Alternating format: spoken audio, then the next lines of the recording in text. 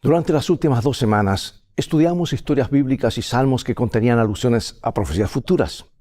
Sin embargo, estas proyecciones hacia el futuro eran solo percepciones indirectas que nos preparaban para recibir y entender el mensaje de la profecía. Y en esta lección prestaremos atención a las profecías que se refieren explícitamente al tiempo del fin. Debemos recordar que la Biblia no es solo un libro de hermosas historias escrito para nuestro entretenimiento. Tampoco es simplemente un libro de edificación espiritual y moral. Lo que hace que la Biblia sea única es su mensaje de esperanza. Dios salvará al mundo al final de los tiempos. El mensaje de esperanza, por supuesto, está presente en diferentes formas a lo largo de las Escrituras. Pero son particularmente los 2 libros apocalípticos, Daniel y Apocalipsis, los que se centran en el destino final del mundo. Y estos 2 libros están interrelacionados y por lo tanto se consultarán en conexión entre sí. La lección de hoy abarcará primero la línea general de los acontecimientos proféticos, tal como se revela en la profecía de Daniel, sobre la estatua en Daniel 2, ¿recuerdas? Y luego consideraremos los últimos días de la historia humana. Veremos cómo la profecía de Daniel revelará el poder del mal y denunciará su mentalidad, que ya fue exhibida por los reyes de Babilonia en Daniel 3. La profecía alcanzará entonces su cumplimiento en el cuerno pequeño, en los capítulos 7 y 8, y en la bestia de Apocalipsis 13 y 14. Bueno, te invito a buscar en la Biblia para comenzar nuestro estudio en el libro 2 de Timoteo, capítulo 1, versículo 7, y en un momento más regresaré.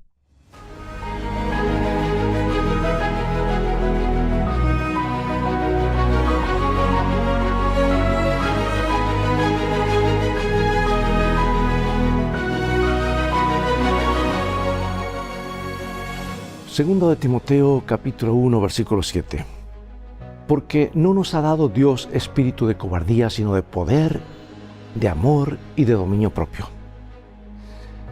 Hoy estudiaremos otras 2 historias bíblicas que prefiguran los acontecimientos de los últimos días con gran detalle.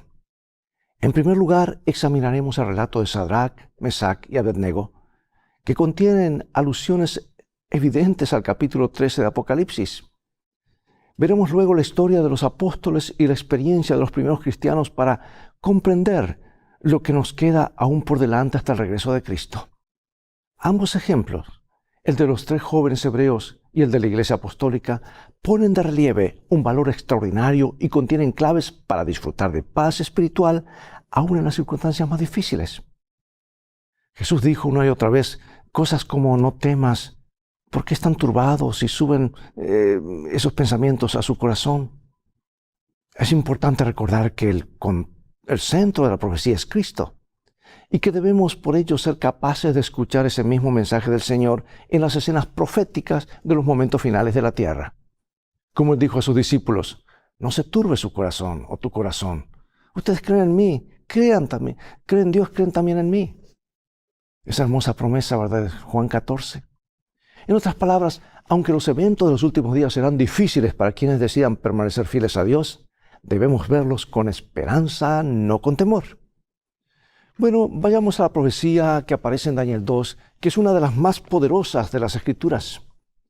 Porque casi 6 siglos antes de Cristo, el profeta expone la historia del mundo desde la época de Babilonia y a través de Persia, Grecia, Roma, hasta la fragmentación de esta en lo que hoy son las naciones modernas de Europa.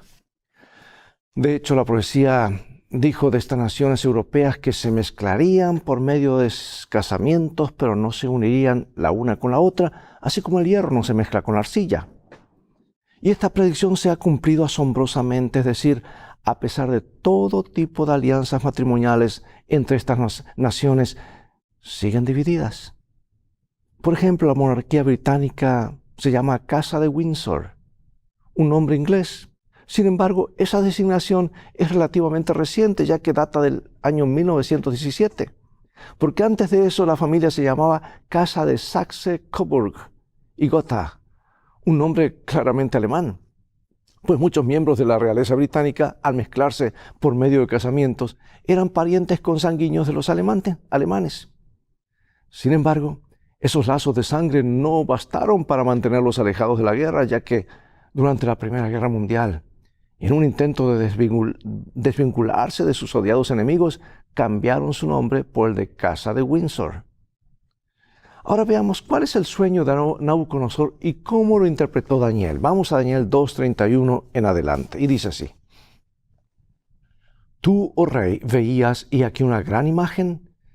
Esta imagen, que era muy grande y cuya gloria era muy sublime, estaba en pie delante de ti y su aspecto era terrible. La cabeza de esta imagen era de oro fino, su pecho y sus brazos de plata, su vientre y sus muslos de bronce, sus piernas de hierro, sus pies en parte de hierro y en parte de barro cocido. Estabas mirando hasta que una piedra fue cortada, no con mano, e hirió a la imagen en sus pies de hierro y de barro cocido y los desmenuzó. Entonces fueron desmenuzados también el hierro y el barro cocido, el bronce, la plata y el oro, y fueron como tamo de las eras del verano, y se los llevó el viento sin que de ellos quedara rastro alguno. Mas la piedra que hirió a la imagen, que fue hecha un gran monte que llenó toda la tierra. Este es el sueño, también la interpretación de él diremos en presencia del rey. Tú, rey, eres rey de reyes, porque el Dios del cielo te ha dado reino, poder, fuerza y majestad. Y donde quiera que habitan los hijos de hombres, bestias de campo y aves del cielo, Él los ha entregado en tu mano y te ha dado el dominio sobre todo. Tú eres aquella cabeza de oro. Y después de ti se levantará otro reino inferior al tuyo, y luego un tercer reino de bronce, el cual dominará sobre toda la tierra. Y el cuarto reino será fuerte como hierro, y como el hierro desmenuza y rompe todas las cosas, desmenuzará y quebrantará todo. Y lo que viste de los pies y los dedos, en parte de barro cocido de alfarero y en parte de hierro, será un reino dividido, mas habrá en él algo de la fuerza del hierro, así como viste hierro mezclado con barro cocido. Y por ser los dedos de los pies en parte de hierro y en parte de barro cocido, el reino será en parte fuerte y en parte frágil. Así como viste que el hierro mezclado con barro se mezclarán por medio de alianzas humanas, pero no se unirán el uno con el otro, como el hierro no se mezcla con el barro. Y en los días de estos reyes, el Dios del cielo levantará un reino que no será jamás destruido, ni será el reino dejado a otro pueblo. Desmenuzará y consumirá a todos estos reinos, pero él permanecerá para siempre, de la manera que viste que del monte fue cortada una piedra, no con mano, la cual desmenuzó el hierro, el bronce, el barro, la plata y el oro. El gran Dios ha mostrado al rey lo que ha de acontecer en lo porvenir, y el sueño es verdadero y fiel su interpretación. Bueno, varios versículos, pero aquí está la historia, nuestra historia de este planeta, básicamente, hasta el tiempo del fin. Una secuencia de un imperio mundial tras otro hasta que Dios establece su reino eterno. En otras palabras, estas profecías anunciaban una serie ininterrumpida de imperios desde la antigüedad hasta el fin de la historia, incluyendo nuestros días. No habrá un próximo imperio universal, por más que lo intenten. Y este enfoque o interpretación historicista de las profecías surge de los textos mismos y es crucial para comprender los acontecimientos de los últimos días, particularmente los descritos en Apocalipsis. Por eso pregunto, amados, ¿cómo demuestra Daniel 2 que Dios no solo conoce el futuro, sino que también tiene en última instancia el control en él? La atención que Nabucodonosor prestó a Daniel y a su Dios en el principio, cuando estaba aún impresionado por lo que se le reveló, no duró mucho, porque el rey subrayó su desafío al mensaje de Dios al construir una estatua que estaba hecha solo de oro. ¿Y cuál era su mensaje? Que Babilonia nunca caería y que Nabucodonosor siempre sería rey. Y este es el sueño de muchos gobernantes en nuestros días. Quien quiera que se atreva a desafiar esa idea sería ejecutado. Y esto sirve como un poderoso recordatorio de que nuestro deseo humano de autodeterminación puede cegarnos e impedir que aceptemos la verdad acerca de cómo se desarrollará el gran conflicto. Nabucodonosor se asemeja en algunos aspectos a Lucifer, ya que era ambicioso, engreído, orgulloso, como para rebelarse abiertamente contra la autoridad de Dios. En otros aspectos, por supuesto, hay marcadas diferencias. Nabucodonosor aceptó finalmente al Dios verdadero y es probable que lo encontremos en el reino que tanto desafió. Dice Daniel 3. He aquí, nuestro Dios a quien servimos puede librarnos del horno de fuego ardiendo, y de tu mano, oh rey, nos librará. Y si no sepas, oh rey, que no serviremos a tus dioses, ni tampoco adoraremos la estatua que has levantado. las desafiantes palabras dirigidas por los 3 jóvenes hebreos al rey. ¿Qué nos enseña esto? Piensa en las salidas que estos 3 jóvenes podrían haber considerado para evitar tan peligrosa situación. ¿No sería acaso una muestra de fanatismo dejarse quemar vivos por no ofrecer una simple reverencia? ¿No podrían haber fingido inclinándose para ajustar su calzado mientras oraban a Dios? ¿Valía la pena realmente lo que les esperaba? Pensaban, obviamente que sí, aunque lo que dijeron mostraba que eran conscientes de que era muy probable que morirían. Por eso pregunto, ¿cómo podemos evitar las racionalizaciones que comprometen nuestra fe? ¿Qué dice el siguiente texto acerca de una tentación similar? Dice, el que es fiel en lo muy poco, también en lo más será fiel. Y en el que lo muy poco es injusto, también en lo más será injusto. Hace tiempo que los estudiosos de la Biblia ven la conexión entre Daniel 3 y lo que Apocalipsis enseña acerca de los eventos finales. Y efectivamente la orden de adorar a la imagen o morir refleja lo que el Apocalipsis enseña acerca de la orden de rendir culto a una imagen so pena de muerte. Dice Apocalipsis que se le permitió infundir aliento a la imagen de la primera bestia para que la imagen pudiera hablar y dar muerte a todo el que no adorase a la imagen de la bestia. Y aquí tenemos Apocalipsis capítulo 13, versículo 11 al 17. Después vi otra bestia que subía de la tierra y tenía 2 cuernos semejantes a los de un cordero, pero hablaba como un dragón. Y se le permitió infundir aliento a la imagen de la bestia para que la imagen hablase y hiciese matar a todo el que no la adorase. Y hacía que a todos, pequeños y grandes, ricos y pobres, libres y esclavos, se les pusiese una marca en la mano derecha o en la frente, y que ninguno pudiese comprar ni vender, sino el que tuviese la marca o el nombre de la bestia o el número de su nombre. Nota, ¿qué contraste hay aquí que implica un conflicto entre los mandamientos de Dios y los mandamientos de los hombres? El pueblo de Dios está llamado a adorar al que hizo el cielo, la tierra, el mar y la fuente de las aguas, es decir, al Creador, en contraposición con la bestia y su imagen. Y aquí los 3 jóvenes hebreos se negaron ante una amenaza similar a adorar a otro Dios que no fuera el Dios creador. Por lo tanto, por diferentes que sean las circunstancias entre la orden de adorar la imagen en la llanura de Dura en oposición al Creador y lo que sucederá en todo el mundo con el llamado a rendir culto a la imagen de la bestia y no al Creador, pues el principio es el mismo. Hay un paralelismo, ¿verdad? Volverá a repetirse la historia. Romanos 1, 18 al 25. Porque la ira de Dios se revela desde el cielo contra toda impiedad e injusticia de los hombres que detienen con injusticia la verdad. Pues habiendo conocido a Dios, no le glorificaron como a Dios, ni le dieron gracias, sino que se envanecieron en sus razonamientos y su necio corazón fue entenebrecido. Profesando ser sabios, se hicieron necios y cambiaron la gloria de Dios incorruptible en semejanza de imagen de hombre corruptible, de aves, de cuadrúpedos y de reptiles. Por lo cual también Dios los entregó a la inmundicia, en las concupiscencias de sus corazones, de modo que deshonraron entre sí sus propios cuerpos, ya que cambiaron la verdad de Dios por la mentira, honrando y dando culto a las criaturas antes que al Creador, el cual es bendito por los siglos. En vista de ello, amados, ¿de qué manera la adoración de la imagen de la bestia es solo otra manifestación del mismo principio en juego, el de quién debe ser objeto de la lealtad de los seres humanos? Adorar no significa única o necesariamente inclinarse ante una imagen y ofrecerle incienso. Adoramos aquello a lo que en última instancia somos leales. Y cuando consideramos quién es nuestro Dios creador y lo que ha hecho por nosotros al redimirnos por medio de Jesús, nos damos cuenta de que es el único que merece ser adorado.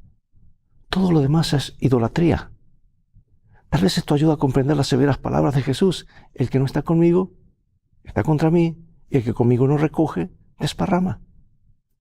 Los acontecimientos finales van a ser simplemente una manifestación dramática de esta verdad.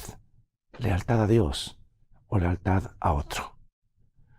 Tanto el Antiguo Testamento como el Nuevo contienen ejemplos precursores de los acontecimientos finales.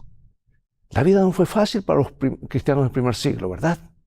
Primero fueron odiados por muchos de sus propios correligionarios, quienes los consideraban una amenaza para la fe de Moisés. También luego se enfrentaron a la ira del Imperio Romano pagano. Y Ellen White comenta esto, hermanos, al hablar de este momento histórico. Ella dice: los poderes de la tierra y del infierno se coaligaron contra Cristo en la persona de sus seguidores. El paganismo previó que, de triunfar el Evangelio, sus templos y sus altares serían derribados. Por lo tanto, reunió sus fuerzas para destruir el cristianismo. Se encendieron los fuegos de la persecución. Y el libro de Hechos nos habla acerca de esto. Ilustra una historia poderosa de lo que el pueblo de Dios puede esperar a medida que nos dirigimos hacia el escenario descrito en Apocalipsis 13. Resulta que Santiago había sido decapitado, Pedro había de ser el siguiente, y existía pena de muerte contra los cristianos. Era ilegal ser cristiano en el primer siglo porque había que adorar al emperador.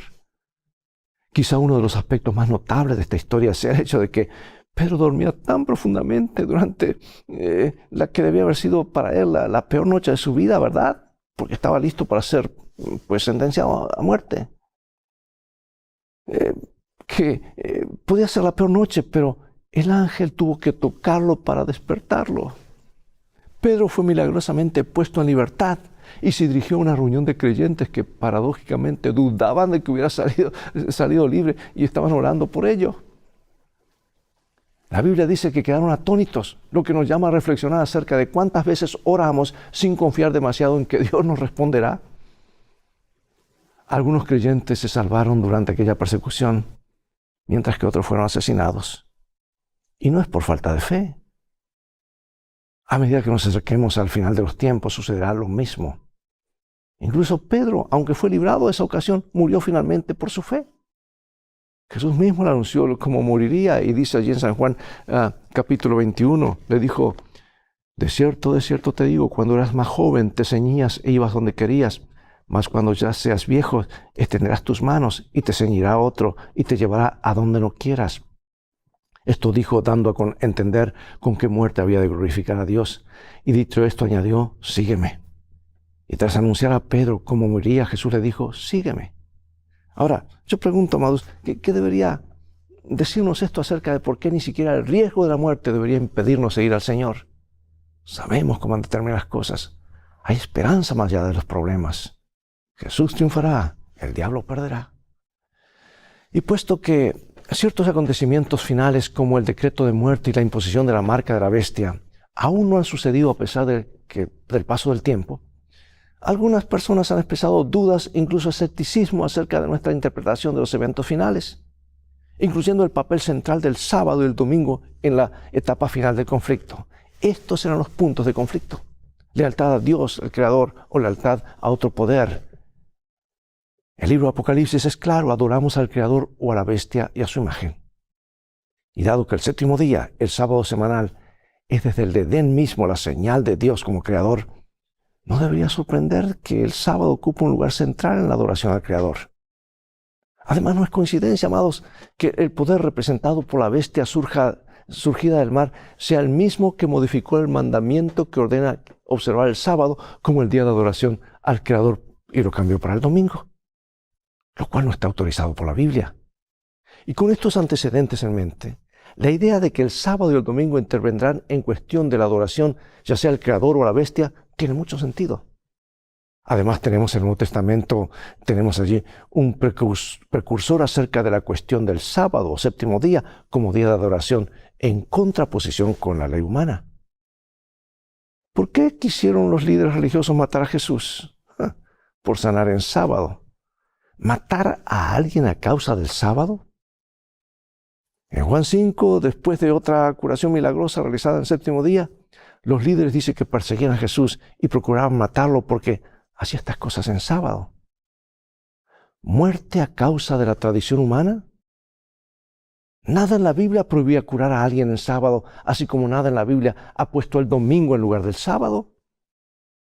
Versus el día de reposo bíblico, el sábado, el séptimo día de la semana, matar a alguien por la tradición, la historia se repetirá.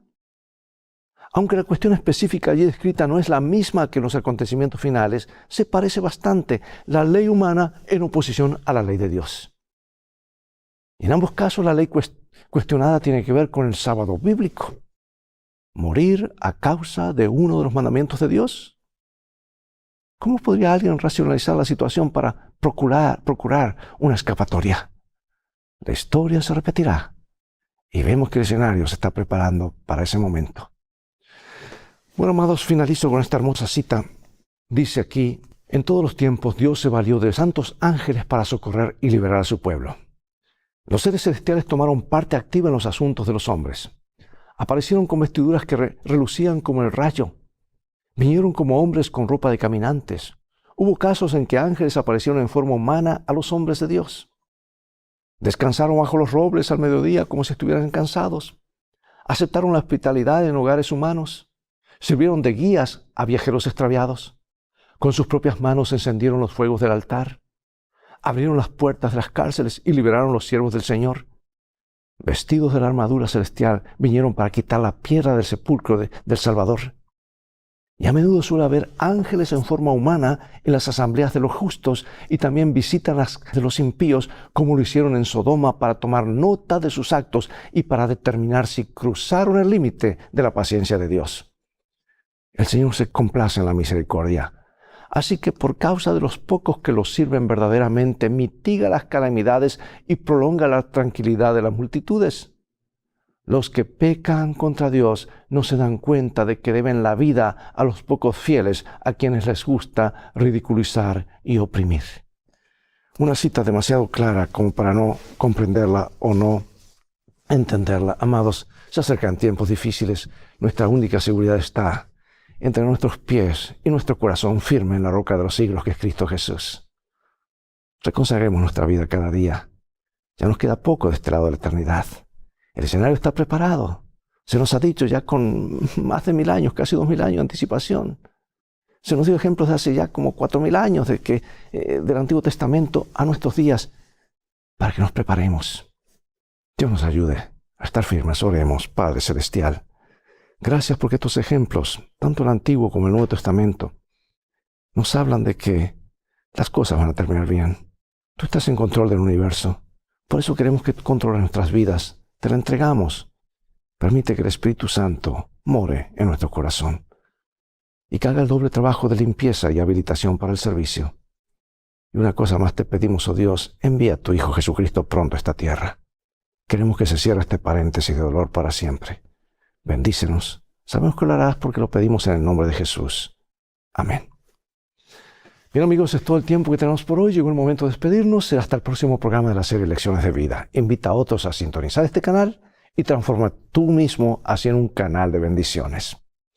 Dios te bendiga y te guarde, y recuerda, tú vales mucho para Jesús.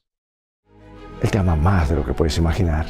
Y en este viaje, el viaje de la vida, las cosas han de terminar bien si haces de la Biblia tu GPS y a Jesús como tu guía.